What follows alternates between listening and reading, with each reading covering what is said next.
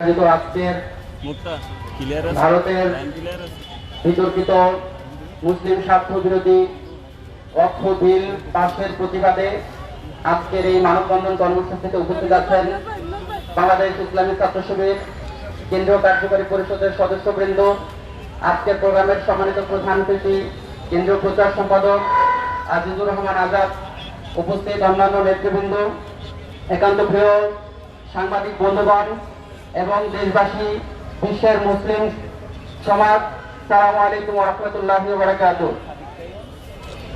আমরা খুবই ভারাক্রান্ত হৃদয়ে মন নিয়ে আজকে এখানে উপস্থিত হয়েছি। আমরা অবগত আছি গত 31শে মার্চ বিশ্বব্যাপী মুসলমানদের যে ঐতিহাসিক ঈদের দিন ছিল, তার এই 3 দিন পরে 2 এপ্রিল ভারতের কোর্ট থেকে একটি আইন পাস করা হয়েছে মুসলিম স্বার্থ বিরোধী এই আইন অর্থ বিল, যেটি উপস্থাপিত এবং পাস হয়েছে। আমরা লক্ষ্য করেছি ভারতের যে সংখ্যালঘু মুসলিম সম্প্রদায়ের লোকেরা, আমাদের ভাইয়েরা রয়েছেন, তাদের উপর দীর্ঘমেয়াদে একটি ক্ষতি এবং প্রভাব এই বিল রাখবে বলে আমরা মনে করি। ভারতের রাজনৈতিকভাবে মুসলমানদেরকে আমাদেরকে কোণঠাসা করার জন্য ঐতিহাসিকভাবে হিন্দুত্ববাদ যেভাবে করে ভারতীয় উপমহাদেশের প্রভাব মুসলমানদের উপর বিস্তার করছে, ঐতিহাসিকভাবে হিন্দুরা যে ধরনের দাঙ্গা ভারতে নিয়মিতভাবেই তৈরি করছে, এর প্রতিবাদে এবং সর্বশেষ যে বিল এখানে উপস্থাপিত হয়েছে এবং পাশ হয়েছে, আমরা বাংলাদেশ ইসলামী ছাত্র শিবিরের পক্ষ থেকে এই বিলের তীব্র নিন্দা এবং প্রতিবাদ জানাই। একই সাথে বাংলাদেশের মুসলমান সহ বিশ্বের সকল মুসলিমদেরকে এই বিল প্রতিবাদে আমাদেরকে আন্দোলনের মাধ্যমে এই ভারতের যে হিন্দুত্ববাদ এবং রাজনৈতিকভাবে মুসলমানদেরকে যেই কোণঠাসা করার যে চক্রান্ত, দীর্ঘমেয়াদী যেই প্রভাব মুসলমানদের উপর পড়বে, আমরা মুসলমানদেরকে সেটা বুঝা এবং এই আন্দোলনের শরীক হয়ে এর প্রতিবাদ জানানোর জন্য আহ্বান জানাচ্ছি। বাংলাদেশ ইসলামী ছাত্র শিবির আজকে যে কর্মসূচি রেখেছে, আমরা বিশ্বাস করি এটি মুসলমানদের কর্মকুহরে সারা বিশ্বের সকল মুসলমানদেরকে ঐক্যবদ্ধ হতে এবং সজাগ করতে সহযোগিতা করবে। আমরা ভারতকে উদাত্ত আহ্বান জানাই যে সংখ্যালঘু আইন, সংখ্যালঘুদের উপর আপনাদের যে নীতি, সেই নীতি থেকে আপনারা সরে আসেন। আমরা গভীর উদ্বেগ প্রকাশ করছি আজকের এই মানববন্ধনের পক্ষ থেকে। আমি আমাদের আজকের এই কর্মসূচির সফলতা কামনা করে আমি আমার সংক্ষিপ্ত বক্তব্য এখানে শেষ করছি। আসসালামু আলাইকুম ওয়া রাহমাতুল্লাহ।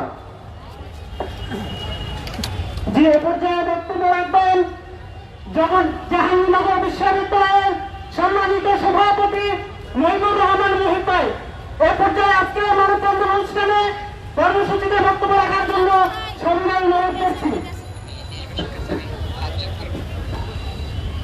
আলহামদুলিল্লাহ والصلاة والسلام على من لا نبي بعده أعوذ بالله من الشيطان الرجيم بسم الله الرحمن الرحيم استكبارا في الأرض ومكر السيء ولا يحيق المكر السيء إلا بأهله। ভারতের মুসলিম স্বার্থ বিরোধী ওয়াকফ সংশোধনী বিল পাশের প্রতিবাদে বাংলাদেশ ইসলামী ছাত্র শিবির ঢাকা মহানগর কর্তৃক আয়োজিত আজকের মানববন্ধনে উপস্থিত সম্মানিত ছাত্র জনতা এবং সাংবাদিক বন্ধুদের প্রতি সালাম। আসসালামু আলাইকুম ওয়া রাহমাতুল্লাহি ওয়া বারাকাতুহু। সম্প্রতি ভারতে ওয়াকফ সংশোধনী বিল পাশের মাধ্যমে ভারতের মুসলমানদের ধর্মীয় স্বাধীনতা, মালিকানা এবং অধিকারকে সরাসরি লঙ্ঘন করা হয়েছে। বাংলাদেশ ইসলামী ছাত্র শিবির এই পদক্ষেপের তীব্র নিন্দা ও প্রতিবাদ জানায়। ওয়াকফ বোর্ডে বাধ্যতামূলকভাবে 2 জন অমুসলিম সদস্য রাখার বিষয়টি ভারতের মুসলমানদের স্বাধীনতাকে ক্ষুণ্ণ করেছে। ভারতের 8 লক্ষেরও অধিক ওয়াকফকৃত সম্পত্তির উপর সরকারের হস্তক্ষেপের বিষয়টি ভারতের মুসলমানদের বিরুদ্ধে গভীর ষড়যন্ত্রের বিষয় হয়ে দাঁড়িয়েছে। এর পাশাপাশি ভারতের নাগরিকত্ব আইন পাস, নাগরিকত্ব সংশোধনী পাস, এনআরসি, হিজাব নিষিদ্ধকরণ, গরু ওপর নিষেধাজ্ঞা, বারবার কোরআন অবমাননার মতো বিষয়গুলো এক ভয়াবহ ইঙ্গিত দেয়। আমরা ভারতকে হুঁশিয়ারি করে দিতে চাই, তোমরা তোমাদের সকল চক্রান্ত বন্ধ করো, না হয় আল্লাহ পাক রব্বুল আলামিন পবিত্র কোরআনে তোমাদের ব্যাপারে হুঁশিয়ারি দিয়ে বলেছেন, ইস্তিকবারুন ফিল আরদ ওয়া মাকরুস সাইয়্যি ওয়া লা ইয়াহিতুল মাকরুস সাইয়্যু ইল্লা বিআহলিহি। তোমাদের গর্ব অহংকার চূর্ণ হবে, তোমাদের দম্ভ সব চূর্ণ হবে, তোমাদের কূট কৌশল কোনো কিছুই কাজে লাগবে না। যারা কূট চক্রান্ত করে তারা জানে না যে যারা কূট চক্রান্ত করে তাদের চক্রান্ত তাদের আয়োজকদেরকেই ঘিরে ফেলে। আমরা মনে করি ভারত একটি বহু ধর্ম এবং বহু জাতির দেশ। সেখানে ধর্মীয় সহাবস্থান ধ্বংস করে একক আধিপত্য কায়েম করার যে পায়তারা চালিয়েছে, এটা শুধুমাত্র ভারতের মুসলমানদের বিরুদ্ধে নয়, পুরো মানবতার বিপক্ষে দাঁড়িয়েছে। এটি মানবাধিকার লঙ্ঘিত হয়েছে। আমরা গোটা মুসলিম উম্মাহ সহ বিশ্ব মানবাধিকার সংগঠনগুলোর কাছে আহ্বান জানাই, যাতে করে ভারতের এই কূট চক্রান্ত ষড়যন্ত্রের বিরুদ্ধে সোচ্চার হয়। এই আহ্বান জানিয়ে আমার কথা শেষ করছি। আসসালামু আলাইকুম ওয়া রাহমাতুল্লাহি ওয়া বারাকাতুহু।